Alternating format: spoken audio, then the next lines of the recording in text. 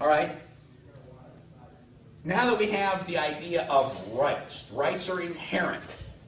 They are a part of you, and you don't have to ask. I want to go through the Bill of Rights. Who can tell me what the first... Anybody here be able to recite the First Amendment for me? Another group of good patriotic Americans. Okay? I expect all of you to memorize the Bill of Rights. I really, really do. Go home, open it up, memorize the Bill of Rights so that you can say it word for word. That will help you in times of stress. When the police officer says, well, we're going to, take your car and impound it. I go, well, no, you're not either. Fifth Amendment says you cannot deprive me of life, liberty, or property without due process of law. And unless you are the judge, jury, and executioner, this little roadside chat doesn't constitute due process of law. Now, does it? It really helps. So, First Amendment. Congress shall make no law. Oh, that they had just put a period and we're done. Congress shall make no law respecting the establishment of religion. What was the religion in England? Anglican Church. Church of England. What were the others? There were no others. You were either a member of the Church of England or you were a heretic. You believe in the Church of England, don't you? Get the rope. Does that sound like freedom of religion? Freedom of expression? No. In fact, William Penn was a Quaker.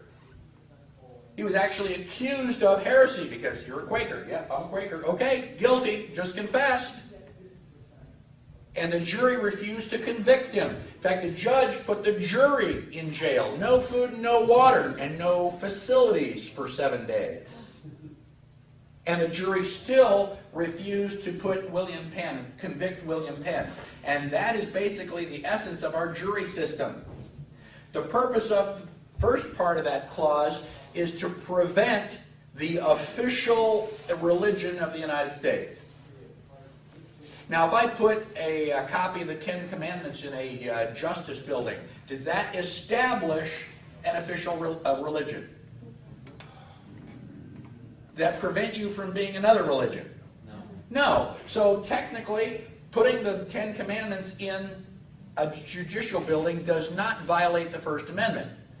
But it does open you up for an interesting dilemma. Because if we're going to have freedom of religion, and a Jewish person wants to come in and put some symbolic symbol there, maybe the Torah or something, how would you be able to reject that? And you've got the Muslims that want to bring in the Quran, and you've got all these different, sects. They want to do this, they want to do that. You're going to have to build another wing on the building just for all the religious symbols. And if there are any atheists that have any brains, they'll go, our part of the building is all that part that doesn't have religious symbols, so we win. So, the purpose of the First Amendment is to prevent an establishment of a given religion. This is the only correct one. Nor prohibiting the free exercise thereof. All rights are individual rights. That's the only kind there are. There's no such thing as community rights. We all start out as individuals and we come together as a community. Do you have more rights or less rights because you're sitting here in a room full of people? The same amount of rights. We don't start with a great big ball of community and then shave off little slivers of individual. The only kind of rights that exist are individual rights. Religion is an individual right. So you have a right to pray anywhere you want. Now, if you have a school, now you've kind of crossed the lines. You've blurred that individual thing.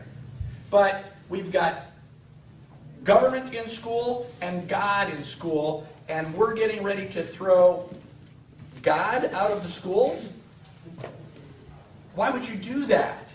Let's throw the government out of the schools because they're not supposed to be there anyway. Let's have all private schools. You have a Catholic school, a Protestant school, a Jewish school, a Muslim school, an atheist school, whatever.